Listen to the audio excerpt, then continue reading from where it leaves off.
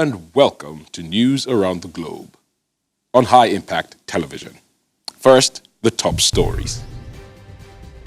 Nigerian federal government to sell off recovered assets within 6 months. Switzerland to sue Nigeria over 2018 oil tanker seizure. Nigerian airline orders 10 jets from Brazil's Embraer. And in business, Tesla reports biggest sales drop in its history. Finally, in sports, Odemwingie retires from football. Now for the news in detail.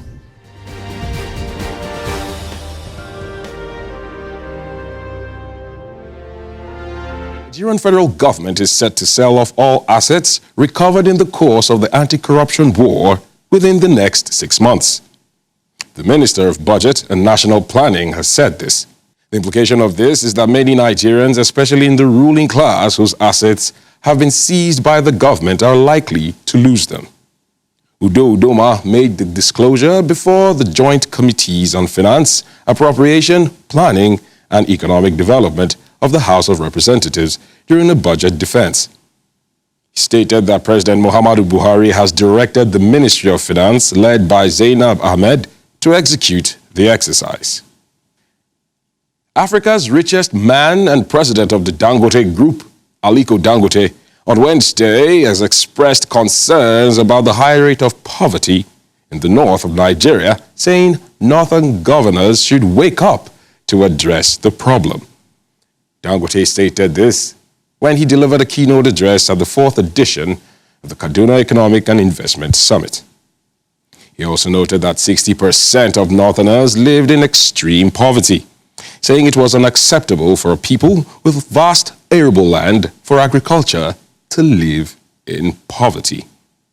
The National Judicial Council, NJC, has recommended the compulsory retirement of the Chief Justice of Nigeria, Justice Walter Onoge, based on incontrovertible findings on him by the Economic and Financial Crimes Commission, EFCC. It asked President Muhammadu Buhari to give effect to the recommendation immediately. But the NJC urged the president to allow Justice Onoge retain his seat as a former CJN in the Council of State. The council also said that the CJN should be retired with full benefits. Authorities in Switzerland have begun planning legal action against the Nigerian government for seizing and detaining a Swiss-flagged oil tanker in January last year.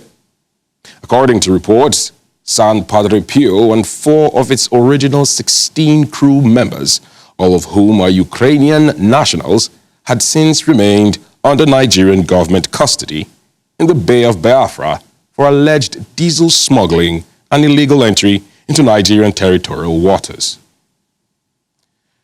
The presidency said on Wednesday that President Muhammadu Buhari had yet to sign the national minimum wage bill just passed by the National Assembly into law, contrary to reports last week that he had done so. The Senate had on March 19th passed the bill approving 30,000 naira as the new national minimum wage. Nigeria's largest commercial airline has signed a $2.1 billion deal for the delivery of 10 jets from Brazilian aircraft manufacturer Embraer.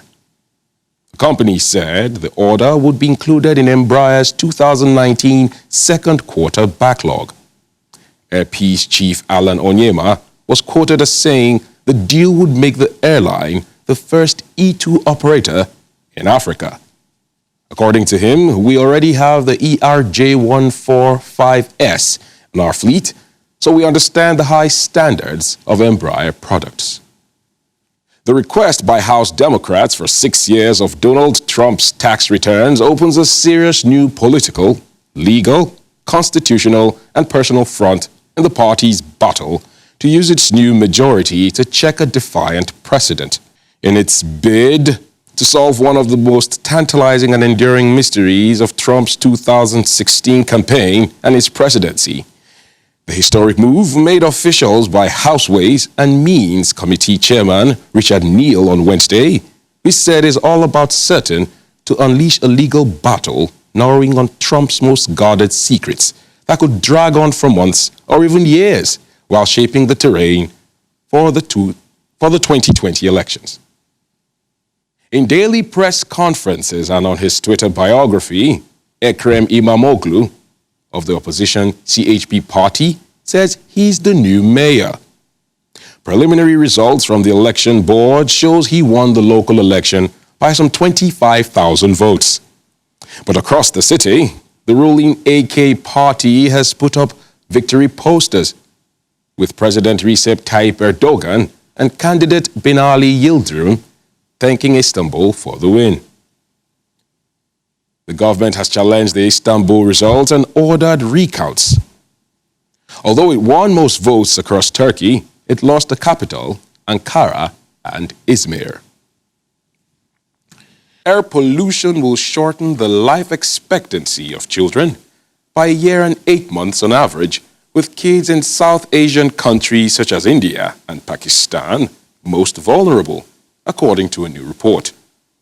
This report, the 2019 State of Global Air Report, released on Wednesday, air pollution is the 5th leading factor in mortality across the world, responsible for more deaths than alcohol, malnutrition, and drugs. Particularly at risk are countries in Asia and Africa, where high levels of lung-clogging particulate matter and the regular use of fuels like coal and charcoal for home cooking result in a dramatically reduced life expectancy. Zimbabwe's apex court has delivered a ruling banning the use of corporal punishment for juvenile convicts, stating that it was inhumane and contravened the Constitution. 9 judges sitting on a case referred to the Constitutional Court by a high court in 2014, which said authorities must explore other means of correcting errant juveniles other than using the cane. The state-run Herald News portal reported that the case was in respect of a 15-year-old convicted for rape and who has been sentenced to 6 lashes by a lower court. Lawyers of the convict challenged the legality of the sentence. Internet providers and tech giants like Facebook and Google will be compelled to remove violent content in a sweeping new law passed in Australia in the wake of the Christchurch massacre that killed 50 people. Under the new law, which passed both houses of Parliament today, obligations will be placed on internet companies to stop the spread of violent material. Failure to do so could see executives face up to 3 years in jail or fines of up to 10% of the platform's annual turnover. The European Union warned that an attempt to prosecute the opposition leader would lead to an escalation of tensions in Venezuela. Earlier this week, a body tied to President Nicolas Maduro paved the way for Guaido to be arrested. The European Union staunchly condemned the decision to strip opposition leader and self-declared President Juan Guaido of his parliamentary immunity on Thursday, joining other world leaders in criticizing the move. The Constituent Assembly, a body that was selected by acting President Nicolas Maduro, made the decision to remove his immunity earlier this week, paving the way for Guaido to be arrested and face trial. Nigeria's President Muhammadu Buhari has left Abuja for Jordan, Saudi Arabia, to participate in the World Economic Forum on the Middle East and North Africa, holding at the Dead Sea in Jordan. He's expected to deliver an address at the opening of the plenary alongside King Abdullah II bin al-Hussein and United Nations Secretary General Antonio Guterres, and join world economic leaders in an informal gathering at the King Hussein bin Talal Convention Center. The president will be attending these events alongside governors of Oyo and Kogi states, Abubakar Badaru, Abiola Ajimobi, and Yahaya Bello of Jigawa.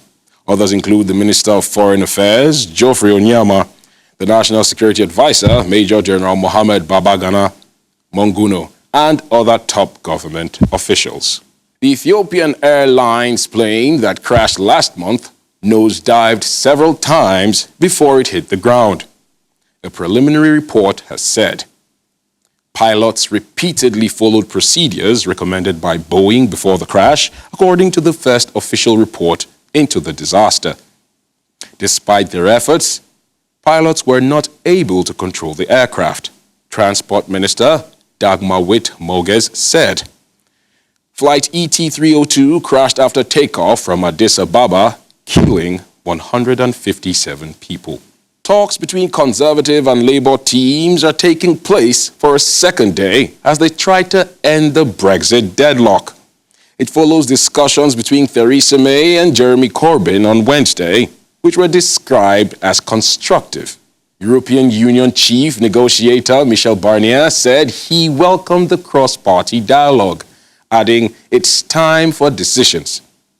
It comes after MPs voted by a majority of 1 to force the PM to ask for an extension to the Brexit process in a bid to avoid a no-deal scenario. United States Vice President Mike Pence has warned Turkey against buying a Russian S-400 anti-aircraft missile system that Washington sees as a threat to United States jets. He said Turkey must choose between remaining a key NATO member or risk the security of that partnership by making such reckless decisions. Turkey responded that the purchase of the advanced system was a done deal. Ankara has been establishing closer links with Russia after recent souring of its ties with the United States and Europe. The world's first fully fledged 5G mobile networks launches in South Korea on Friday. It is a transformational leap that could potentially change the day-to-day lives of billions of people. The superfast communications, backed by a fifth-generation wireless technology, will ultimately impact everything, from toasters, telephones, and electric cars. But while the East Asian nation has won the race to be the first to provide the user experience, this is only one part of a wider battle that has pitted the United States against China and entrapped giants, including Huawei. More celebrities are calling for a boycott of hotels owned by the Kingdom of Brunei after it enacted new Islamic laws that make gay sex and adultery punishable by stoning to death. Comedian Ellen DeGeneres and tennis star Billie Jean King are just the latest to follow actor George Clooney in condemning the harsh new legislation, urging the public to boycott 9 hotels owned by the tiny Southeast Asian kingdom, 3 in the United Kingdom, 2 in the United States, and 2 in France, with 2 also in Italy. Now on to Europe. The European Union has agreed in principle that British citizens visiting the EU for short periods after Brexit will not need a visa. The 3-month visa waiver would apply whether or not there is a Brexit deal.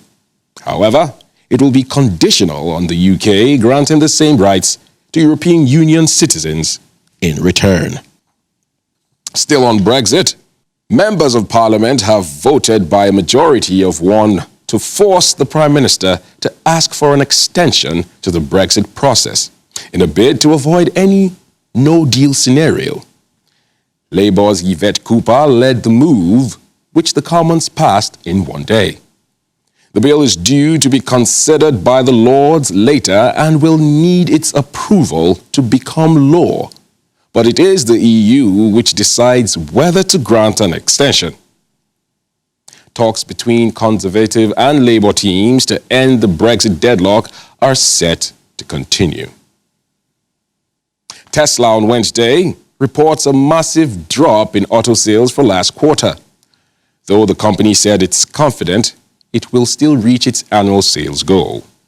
About 63,000 vehicles were delivered to customers in the first 3 months of 2019, a 31% drop compared to the prior quarter. The total sales figures included 50,900 Model 3 sedans, Tesla's best-selling vehicle, and 12,100 luxury Model S sedans and Model X SUVs. It was the first quarter-to-quarter drop in sales at Tesla in nearly 2 years, and the single largest drop ever. Slowing sales are a concern because Tesla needs to keep its sales pace high to pay down its sizable debts. Former West Brom and Stoke striker Peter Odemwingie has announced his retirement from football. This he did at UEFA's Equal Game Conference at Wembley. The 37-year-old was capped for Nigeria more than 60 times, scoring at the 2014 World Cup and scored 36 goals in 129 Premier League appearances between 2010 and 2016. Odemwingie, whose last professional appearances came for Indonesian side Madura United in 2017, said he intends to embark on a coaching career. And in sports, Conor McGregor says he wants to move forward after aiming an Islamophobic insult at Khabib Nurmagomedov's wife in a Twitter exchange which has been labeled unacceptable by the UFC. Nurmagomedov has accused the Irish fighter of insulting an entire religion over one term he used. Russia's Nurmagomedov beat McGregor, both 30, at the UFC 229 in 2018. McGregor now says he wants to move on and ended his latest tweet, "See you in the octagon." The Mexican Football Federation said Wednesday that it has opened an investigation into whether Diego Maradona violated its ethics code when he praised Venezuelan President Nicolas Maduro after a recent match. Maradona, the coach of Mexican's second division side Dorados, triggered the controversy, the latest in a long line for the Argentine legend, with his comments during a post-match press conference on Sunday following his club's 3-2 win over Tampico Madero. Khabib Nurmagomedov has accused the Irish fighter of insulting an entire religion. Khabib Nurmagomedov has accused the Irish fighter, Conor McGregor, of insulting an entire religion over a term used in his tweet. Russia's McGregor, both 30, at the UFC 229 in 2018. Conor McGregor now says he wants to move on and ended his last tweet, "See you in the octagon." The Irishman, who claimed he had retired in March, stated, "I want to move forward with my fans of all faiths and all backgrounds." The former two-weight UFC champion has shared a volatile rivalry with Nurmagomedov, and both men were suspended and fined when a post-fight brawl marred their UFC 229 contest in October 2018. Nurmagomedov, a practicing Muslim, responded with an accusatory tweet of his own after McGregor insulted his wife with a derogatory term. And on to board games. The Nigerian Scrabble Federation has invited 26 players for the third stanza of the World English Scrabble Players Association Championship qualifiers, taking place in Edo State, Nigeria, from tomorrow till April 8th. According to the Scrabble Federation, the championship, tagged Scrabble Meet Season 2 Series 3, is organized by the NSF in conjunction with Edo State Scrabble Association under the auspices of Edo State Sports Commission. Top players in Scrabble across the country will be storming Edo State to fight for a place in the World Championship. Well, that's it on the news. Let's have another look at the top stories. Nigerian federal government to sell off recovered assets within 6 months. Switzerland to sue Nigeria over 2018 oil tanker seizure. Nigerian airline orders 10 jets from Brazil's Embraer. Tesla reports biggest sales drop in its history. And in sports, Odemwingie retires from football. Thanks for watching. I am Chiedu Norbert Onabu.